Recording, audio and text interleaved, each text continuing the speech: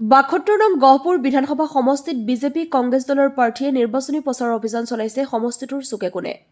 পূৰ্বৰ বিধায়ক তথা বিজেপি দলৰ প্ৰাৰ্থী উৎপল বৰাই পঞ্চায়ত ভিত্তিত নিৰ্বাচনী প্ৰচাৰ অভিযান চলাইছে।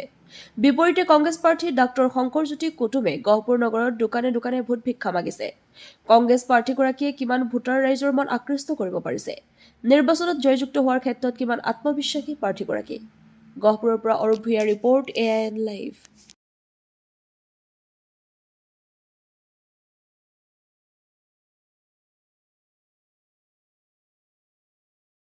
আশীৰ্বাদ দিছে, ইমান আশীৰ্বাদ দিছে মানে মোৰ মানে আউট অফ বাকেট ফুল হৈ গৈছে, মানে ইমান আশীৰ্বাদ দিছে। আমি 40,000 ভোটৰ ব্যৱধানত আমি এক্সপেক্টেশ্যন কৰিছিলোঁ, এতিয়া ৰাইজে কৈছে আপুনি 80,000 ব্যৱধানৰ ভোটত আপুনি এইটো কি কয় ভোটৰ যুদ্ধত জয়ী হ'ব। আপুনি তেখেতক সুধিব কিমান পাৰ্চেণ্ট ভোটাৰ্ছে ভোটদান কৰে। 75% ভোটাৰ্ছ যদি 1,70,000 ভোটাৰৰ ভিতৰত 75% যদি ভোটাৰ পুলিংছ হয়, তো কিমান হাজাৰ মানুহে ভোট দিব। গতিকে তেখেতে এইটো অযুক্তিকৰ কথাবিলাক কৈ আছে যে 1 লাখ ভোটৰ ব্যৱধানত জিকিব। কংগ্ৰেছ যেতিয়া ইয়াত নেতাই নাছিলে লোকসভা সমষ্টিত, লোকসভা ইলেকশ্যনত, তথাপিতো ইয়াত 38,000 পাবলৈ সক্ষম হৈছিলে। গতিকে আমাক 20,000 পাব বুলি এৰি দিয়াটো তেখেতে অযুক্তিকৰ কথাবিলাক কৈ আছে। আপুনি চাব, আপুনি নিজে প্ৰত্যক্ষদৰ্শী এজন, আপুনি নিজে ইয়াৰ গহপুৰৰ এজন জ্যেষ্ঠ নাগৰিক, ভোটদাতা ৰাইজ।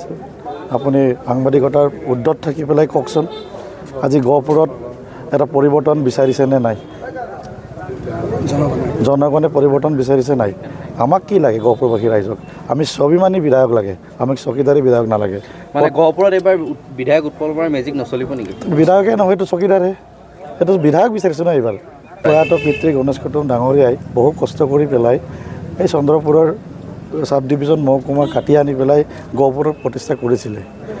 আজি সেই মহকুমাৰৰ যিটো কাম কাজ আজি বিশ্বনাথ চাৰিআলিত কৰিবলগীয়া হৈছে। তো সম্পূৰ্ণ ষড়যন্ত্ৰমূলকভাৱে আজি জিলা গঠন কৰি আজি জিলা মৰ্যাদাও নিদিলে আৰু মহকুমা মৰ্যাদাও নিদিলে। না ঘাট কা না গাৰ কা দুবিকা কোটাৰ নিচিনা আমাক বনাই দিলে। আমাৰ গহপুৰবাসী ৰাইজৰ যি মানে সুবিধা আছিলে সেই সুবিধা কোনো আজি তেখেতে বঞ্চিত কৰাই দিলে। এটা উন্নয়ন বুলি ক'লে কাক বুজায়? উন্নয়নৰ ব্যাখ্যাটো কি?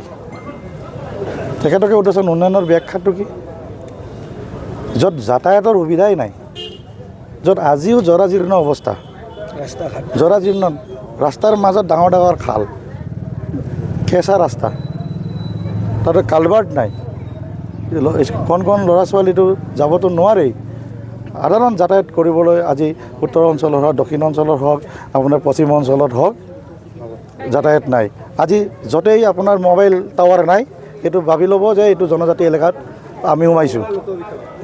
য'ত মোবাইল টাৱাৰ নাই আপুনি ভাবি ল'ব এইটো আমি জনজাতি এলেকাত সোমাইছোঁ। আজি এই ডিজিটেল ইণ্ডিয়াত আজি মোবাইল টাৱাৰ আমাৰ গাঁৱলৈকে পোৱা নাই। মোবাইলৰ টাৱাৰ ছিগনেল আজি অকল ৰাজগড়লৈকে পোৱা নাই, হয়তো আপোনাৰ গাঁৱতো নাই। ইয়াত আছে নেকি কাৰোবাৰ গাঁৱত ভিতৰুৱা জেগাত টাৱাৰ? আজি কি কয় এইটো বৰতামুলী, ৰাহনাম, লোহিতমুখ, ৰাজগড়, আপোনাৰ বালিজান, আপোনাৰ ধুবুৰীয়াত গ'লে এইটো কি বুলি কয় মোবাইল টাৱাৰে নাই। গতিকে ডিজিটেল ইণ্ডিয়াৰ নামত আমাক সোণা লগাই থৈ গুচি গৈছে। মইতো কংগ্ৰেছৰ পৰা বিজেপিত জইন কৰা দেখা নাই। বিধায়কৰ ঘৰত উৎপল বৰাৰ নেতৃত্বত যিখিনি জইন কৰি আছে শেহতীয়াকৈ, এইখিনি মানুহ ক'ৰ আছে? ৰাইজে নাজানে জইন কৰিছে বুলি। দেখাওকচোন ক'ত জইন কৰিছে। আমি দেখাই আছোঁ সদায়, আমি হাজাৰ হাজাৰ মানুহ, 200-300 মানুহ সদায় মোৰ ঘৰত বা অফিচ ৰুমত জইন কৰা আমি দেখাই আছোঁ। উৎপল বৰা দেখাওকচোন তেখেতৰ ঘৰত কোনখন নিৰ্বাচনী কাৰ্যালয়ত, কোনখন নিৰ্বাচনী অনুষ্ঠানত বা কোনখন তেখেতৰ ড্ৰয়িং ৰুমত বা চোতালত কংগ্ৰেছ কৰ্মী বিজেপি জইন কৰিছে, দেখাওকচোন ফুটেজ। যিকোনো খবৰ বিজ্ঞাপনৰ বাবে যোগাযোগ কৰক 7896121996।